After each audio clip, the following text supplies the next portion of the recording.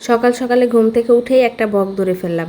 মেয়ে মানুষ হয়ে, ছেলে মানুষরাও কিন্তু বক ধরতে পারে না, অথচ আমি মেয়ে মানুষ হয়ে সকালবেলা একটা বক ধরে ফেললাম। কি ভাবছেন আমি বক ধরার পক্ষে? প্রাকৃতিক সম্পদ আমি নিধনের পক্ষে না। প্রাকৃতিক সম্পদ রক্ষাতে আমাদের সবারই এগিয়ে আসা উচিত। তারপর আমি কেন এত বড় একটা বক ধরে ফেললাম আর কীভাবেই ধরলাম, এটা জানতে হলে পুরো ভিডিওটা দেখতে হবে এবং আমার চ্যানেলটা সাবস্ক্রাইব করতে হবে।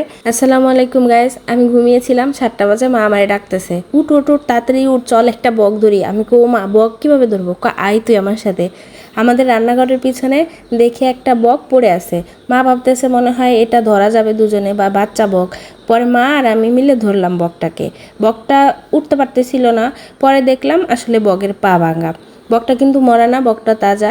যারা ঝুলিয়ে রাখা দেখে বকটা ভাবতেছেন মরা, কিন্তু এটা বক মরা না, তাজা বক। এই যে দেখেন, আস্ত একটা জীবিত তাজা বক, কিন্তু আমি গলা ধরে রাখছিলাম, ঠোঁট ধরে রাখছিলাম। মা বলতেছে দেখ, বকের কিন্তু মুখ ধরে রাখতে হয়, নাহলে ঠুকা দেয়, ঠুকা দিয়ে অনেক সময় হাতটা ফুটা করে দেয়। কিন্তু এটা আসলে এতটা অ্যাক্টিভ ছিল না, এটা একটু অসুস্থ ছিল। এটা আমরা পরে বুঝতে পারলাম যখন আমরা বকটাকে ধরলাম। বকটাকে ধরে যে দেখেন, খাঁচা থেকে আমি এখন বের করতেছি, দেখবো আসলে এর কোথাও কোনো ডিফেক্ট বা কাটা ছিঁড়া আছে কিনা। বকটাকে দেখে কিন্তু একদম বাচ্চা বক মনে হচ্ছে না, এটা একটা বড় সড়ো একটা বক। তবুও কেন ঘরের পিছনে পড়েছিল? চলুন আমরা এটা একটু অ্যানালাইসিস করি। এই যে দেখেন, বগের এই যে পা, বাম পাশের পাটা একটু ভাঙা। ভাঙা বলতে এখানে মনে হচ্ছে একটা গুলি লাগছে, হয়তোবা কেউ এটাকে গুলি করছে, তখন পড়ে নাই, উড়ে এসে পরবর্তীতে পড়ছে, আমার এমনই মনে হলো। এই যে দেখেন, পুরো পাটা ভাঙা। একটা প্রাপ্তবয়স্ক বক, এটার মধ্যে কতটুকুই বা মানুষ হবে? মানুষ এর লোভ সামলাতে পারে না।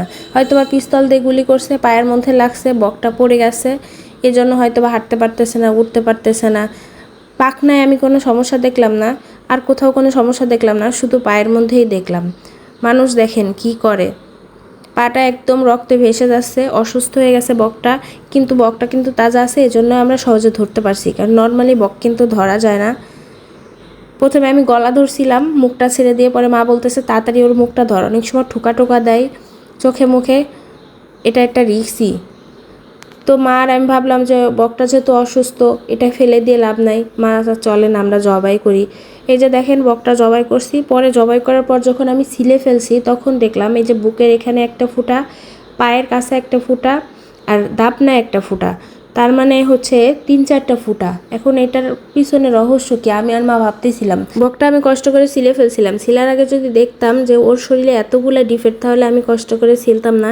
পরে আমার সন্দেহ হচ্ছে যে আমি না, এই বকটা খাবো না। পরে মা বলতেছে দেখ পাশের বাড়ি যা, ওরা দেখ কি বলে, বকটা আসলে কিসের সমস্যা। পরে পাশের বাড়ি এক ভাবিরে বললাম যে ভাবি, আসলে এই বকটা আমরা খাবো না, আপনারা কি নেবেন? এই বকের মধ্যেই কিছু ফুটা আছে। ওরা বলতেছে বক তো গাছে থাকে, একে সাপে কামড় দেয়া বা খারাপ কিছুতে কামড় দেওয়ার মনে হচ্ছে না, এটা নেওয়া যাবে। অনেক সময় একটা ছেলে বক মেয়ে বককে ঠুকায়া অনেক সময় রক্তাক্ত করে ফেলে, পরে অসুস্থ হয়ে যায়। আমার গ্রামের ছেলেপেলেরা ছোট ছোট গুলি দিয়ে ওদেরকে আঘাত করে, তখন ও পাটা ভেঙে যায়।